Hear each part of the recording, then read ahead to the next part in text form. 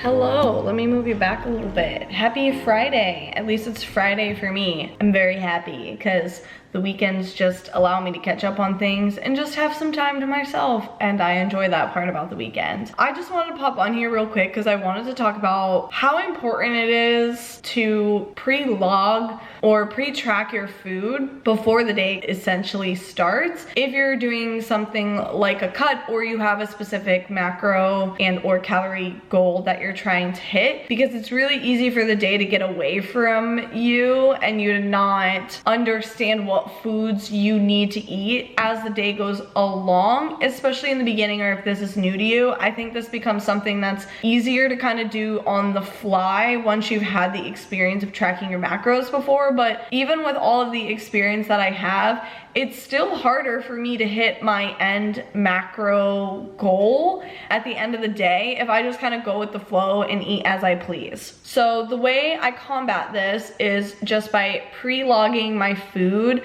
at the start of the day. I have already logged everything that I essentially plan on eating for the entire day, all the way down to the piece of chocolate I want to have later tonight. That's a big thing for me, is when I pre-log, it allows me to have maybe some things that I just want in the day, and it gives me the capability to alter my other meals to reflect that so that I can eat what it is that I want to eat. And I do this loosely because of course this can kind of change, right? I logged 50 grams, but this scale says 54. So I have to now go in and adjust that. I kind of tried to think about overlogging, if anything, because I can always subtract if I need to. And then if I go to my macros, I've pretty much hit my macros for the day. I've got 2 carbs to spare and 2 grams of fat to spare. And of course, if I change what I'm eating throughout the day, that can change as well. But this allows me to know that by the end of the day, as long as I eat how I tracked, then I'm going to hit my macros at the end of the day. So if you are tracking your macros, if you have a specific goal that you're striving to hit each day, I highly, highly, highly recommend and suggest that you pre-log your food at the beginning of the day,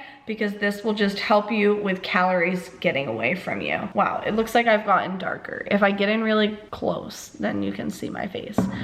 I'm not gonna lie, I'm feeling pretty tired, and it's not because I'm getting a lack of sleep. I have consistently gotten at least 8 hours of sleep throughout the entire week, which has been really, really great, because last week I was feeling tired, and I was like, damn, this is not a good start to my first week when I claim how important recovery is and how much I want to focus and prioritize my recovery. I'm very happy so far coming to Friday that this is the first day that I actually feel like I got a lack of sleep, and I got 7 hours of sleep still, but because I've gotten 8 up to 8.5 hours of sleep pretty consistently this week, the 7 hours is feeling like I got a lack of sleep. So I'm feeling a little tired. I do need to eat. It's 11:38 and I have only had, what are my calories? About 300 calories today. Oh, I gotta add my creamer. I totally forgot about that. I know that a little bit of food is definitely going to help me in terms of energy. I have not had any carbs yet today, so I know that's gonna give me a little bit of life as well. I'm gonna make a nice hefty meal. That way I have about an hour to hour and a half, I would say, to digest my food before I get my workout in. And then I have some clients tonight, and then my weekend starts. And again, my weekend is just relaxing. Now I'm getting rambly. I don't have to ramble too much. I really just wanted to hop on here and really stress the importance of pre-logging your food. That way you can always hit those macro numbers by the end of the day, and you don't run the risk of overeating or eating over what you have set your macro goal to be. I need food and caffeine. I'm feeling it. All right, I'm gonna eat some breakfast now. Bye.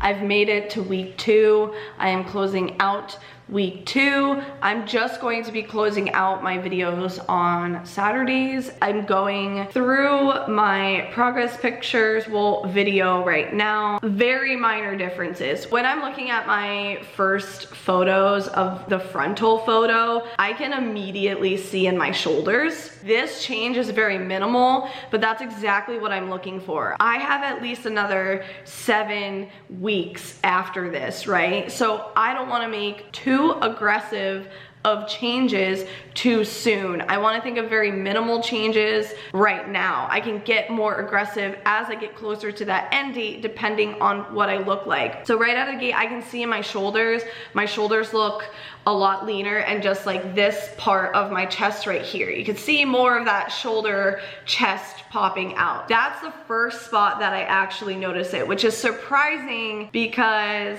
it doesn't usually happen in my upper body first. So it's kind of fun and exciting. I can notice in my midsection a little bit too. Again, like very minimal, but that spot around my belly button, you can see that I'm carrying a little bit more fat around my belly button than in the second photo. My legs typically is one of the places that I see it first, and that's where I see the least amount. But where I do see it and where I'm noticing the changes is mostly right above my knee. You can see my quad. I could be standing slightly different. I can't see my feet too, just making my quad pop a little bit more, but that's what I'm noticing. And also just in the general hip area, I can see I'm a little bit leaner there as well. And I actually know that I'm smaller because I had to readjust and retighten those bathing suit bottoms from where they were at last. So they were actually a little bit too...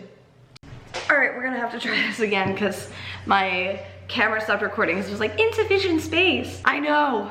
Okay, anyways, back to where we were. My bathing suit bottoms were slightly too big. I just could tell that I was overall smaller because I had to readjust my bathing suit bottoms just to be tighter to my body. Let's take a look at the side view here. Again, the biggest thing I notice, I don't notice too much here. The first sad thing that I notice is my butt shrank, which is gonna happen. The biggest thing I see here is my midsection. And again, these photos are tricky because that first photo is in the end of my cycle and the next photo is in the beginning of my cycle. So I'm also, it's just something to keep in mind when I'm looking at photos. I can also see a slight difference in my shoulder. There's a little bit more of a cut to my shoulder in that second photo. Legs, I don't notice too much just yet. Again, I can see a little bit more definition in my quad at the bottom by my knee. That's pretty much what I see there. I feel like the back pose is the hardest for me to see difference in unless I am posing, but yeah, look at the lopsidedness of my glutes. We gotta work on that. Not much difference in my legs or my butt quite yet. I look a little bit smaller, but I don't really see any more cuts in my back pose. Again, that one's a hard one for me unless I'm actually posing. Not much of a difference here, which is also fine. And then back to that side pose. Again, same thing. I'm not gonna lie, my right glute looks good. We gotta catch the left glute up. That is a drastic difference. Okay, so, and this is from my perspective too, when I am looking at my physique, my biggest thing is how do I make myself well balanced and well aesthetic looking? For me, this is feedback telling me, girl, you really gotta work on that left glute. When I look at these, what do I see? My lats look bigger.